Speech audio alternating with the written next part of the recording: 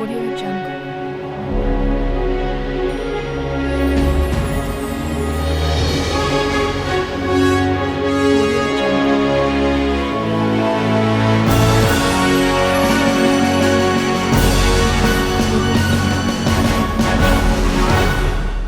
Welcome to Screen Time here on YouTube. I'm your host, Justin Chisholm, and again, this show is all about movies, TV shows, and game reviews.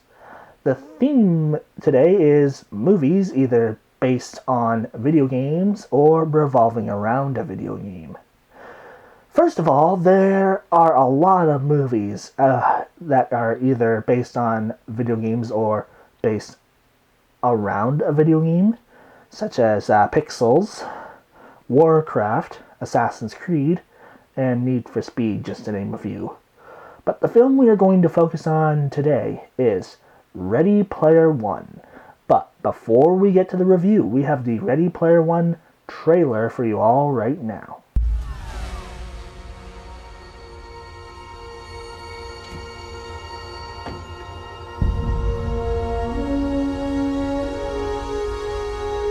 A hidden key. A leap not taken. Retrace your steps, escape your past, and the key will be yours at last. What part of your past are you trying to escape, Halliday?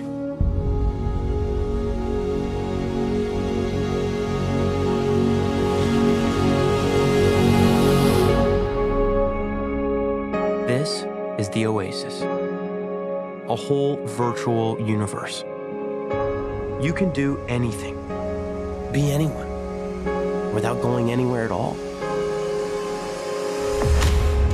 The Oasis was created by James Halliday, and what he left behind changed everything.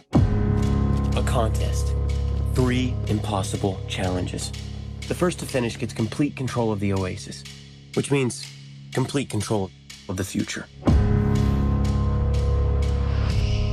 Contest has got to be about connecting with someone, connecting with the world.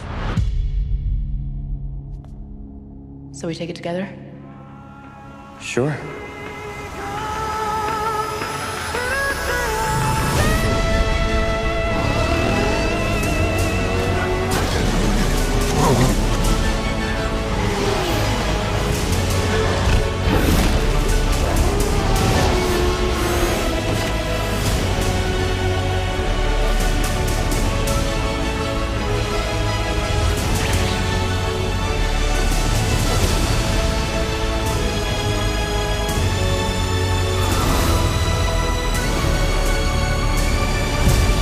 Save the Oasis. Save the world. Players, are you ready? That's better. I'll wave to you from the finish line. McFly. That went well. So, Ready Player One came out March 29th, 2018, and is an action-adventure sci-fi film, directed by Steven Spielberg. He's a really good director, by the way. If you have not seen any of his films, here's a couple screenshots right now for you. He directed Jurassic Park, Jaws, E.T., just to name a few. Yeah, Steven Spielberg, check out his other films, and also check out Ready Player One. So yeah, Ready Player One basically stars also Ty Sheridan, Olivia Cooke, Ben Mendelsohn, and T.J. Miller. I myself really like this movie, Ready Player One. Basically, the film starts out in the year 2045. You get introduced to a few characters, one of which is Wade Watts, played by Ty Sheridan, who played this massive virtual reality in this virtual reality world called the Oasis. It's like a video game, basically. And so like it's almost like you could live in this game. And everyone in this city, that's Columbus, Ohio, which the film is based in, basically plays the game, except for when they need to take a break to eat or use the washroom. And Wade Watts lives in this area called the Stacks. which think of it as like the low income area. And you get the film starts out where you get Wade narrating, saying he was born in the year 2027, where people just basically stopped trying to fix problems and just started trying to outlive them. And at this point, you find out the main character lives with his aunt in Columbus, Ohio, and you find out in the year 2045, Columbus is the fastest growing city apparently, but also you find out that this character by the name of James Halliday, played by Mark Rylance, along with his partner Ogden Morrow, played by Simon Pegg, started this company called Gregarious Games. And between the both of them, they created this massive, they created the Oasis, basically. And, yeah, the Oasis, you can do anything, with your imagination in this game, you can do anything, really. You could climb Mount Everest with Batman if you wanted to. And the way you create this avatar in the Oasis, and, yeah, that's what you play as an avatar. So you get introduced to Wade's avatar by the name of Parzival, and you find out you get introduced to Wade's avatar, and just like any video game, when you lose your stuff, you lose your stuff. Some games allow you to keep your stuff when you die, and yeah. So, but unlike with the Oasis, if your avatar dies, you lose everything, all your coins, your stuff, and you have to start from scratch. So, when Wade here plays his avatar, Parzival, you find out he has made some friends in the Oasis. There's Ace, or H, I don't really know what he calls him, or her, because it's played by a woman, by the name of Lena With, who is basically, her avatar is basically a huge muscular mechanic. And you'll find out he also made friends with a samurai by the name of Daito, played by Win Morsk, and also a fighter by the name of Sho, played by Philip Zhao. Anyway, and you find out that the character James Halliday, he actually created a contest to find this Easter egg, and whoever finds it basically would win his would inherit his personal fortune of $500 billion and gain total control over the Oasis and Gregarious Games. And that's the thing, almost every video game out there has Easter eggs of some sort, and I will get to one in a little later in this review. And that's the thing, people that find these Easter eggs the film calls them grunters. And in the film you also get loyalty centers, one I will get to in a little bit. So their company's basically trying to find the Easter egg so they can take control over the Oasis and Gregarious Games, so they can launch their own games and stuff. And the film introduces the head of the loyalty center that's in this film, called IOI, and the head of the loyalty center is by the name of Nolan Sorrento, played by Ben Mendelsohn. And basically, IOI wants to win the contest and find the Easter egg, and so they can increase the amount of influence and money IOI can make from the virtual world. And that's the thing, Nolan Sorrento will stop at nothing, basically, to get the egg, from eliminating avatars within this world or eliminating them in real life. And just like with every online game, you don't want to tell people your real name because you never know who's playing. And I will get to that in a little bit. So basically, Wade, he ends up meeting this avatar by the name of Artemis, played by Olivia Cook. And there's also a character that I'm going to get into a little bit later. So there's 3 challenges that James Halliday creates, where you have to win 3 keys, and each challenge is tough. So the first challenge is this race that they have to complete. And oh my gosh, there are quite a few movie references and other stuff in this race. It's a really good scene to watch. And that's the thing, when this contest first started, there's this place called the Halliday Journals that first appeared. So the Halliday Journals is basically like a place where you can kind of go get a clue.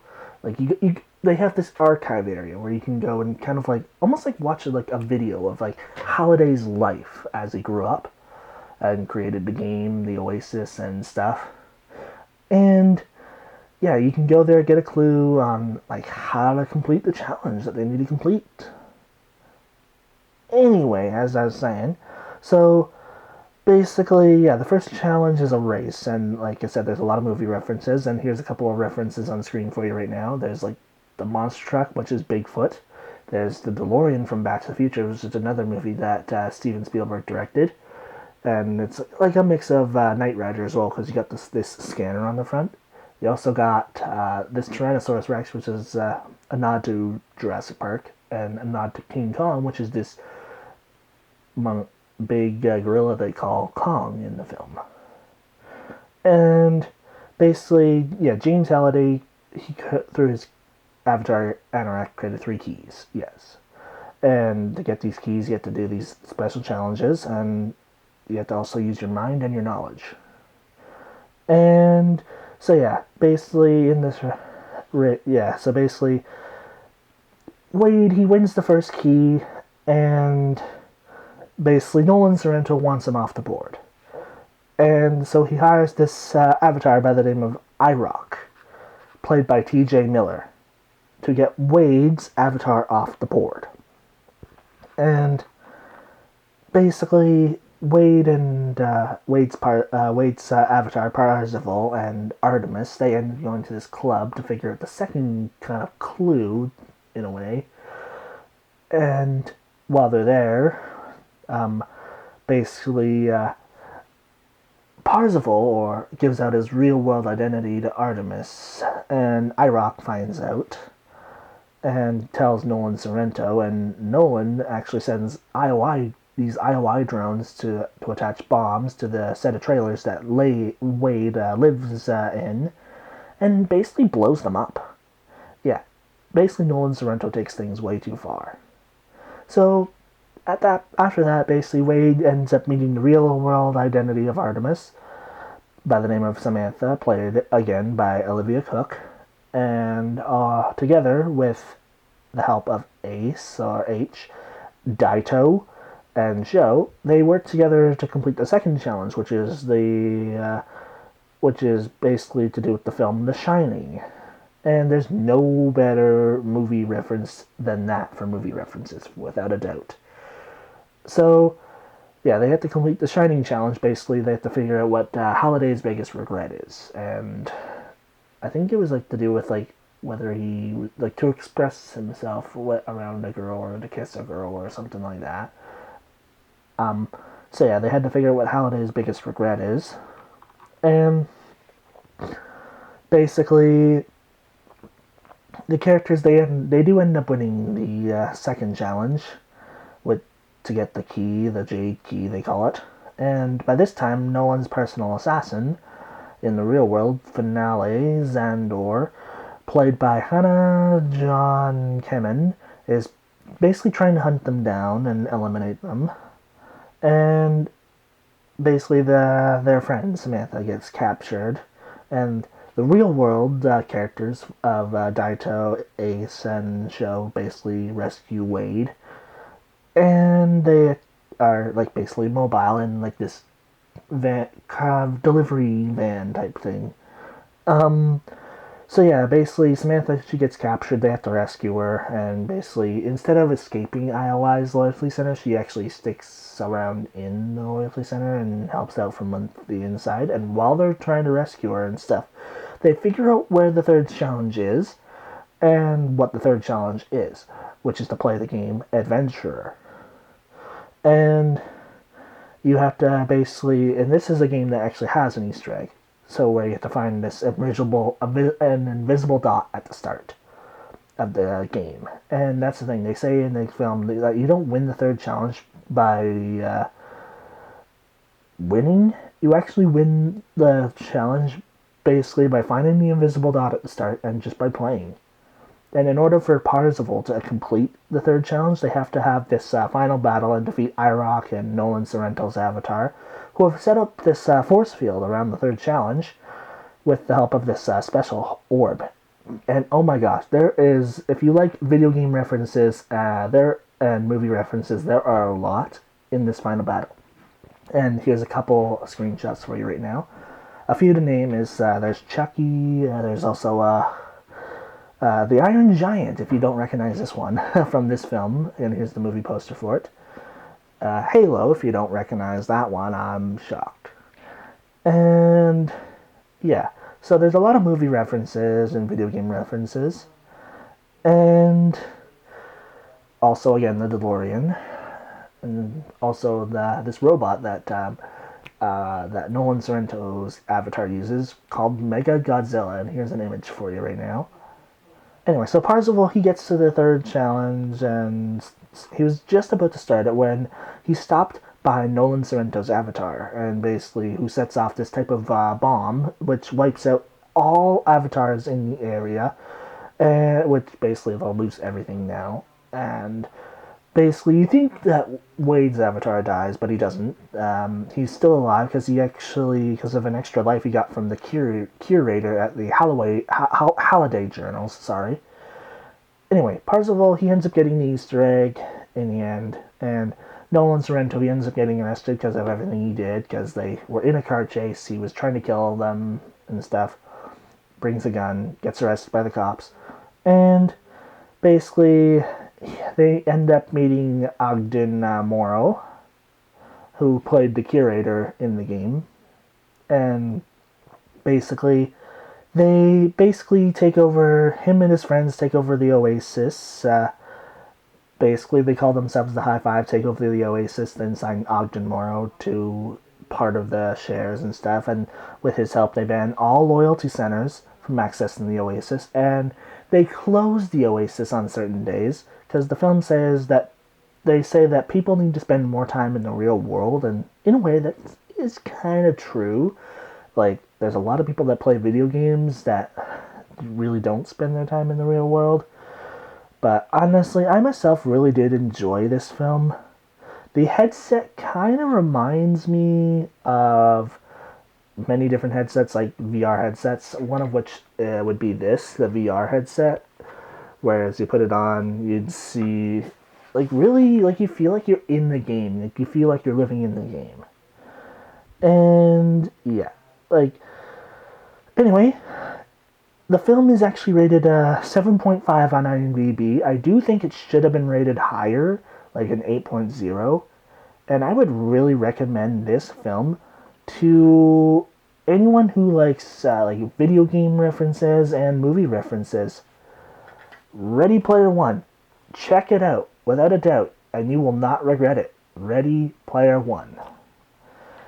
And honestly, that's going to be the end of our show today. I look forward to seeing you back here next week for our next episode. Please don't forget you can follow us on social media on Facebook and Twitter at screentime@outlook.com. And also, like, comment down below, and subscribe if you like the show and want to see more episodes. And we'll see you next time here on Screen Time. Audio Jungle.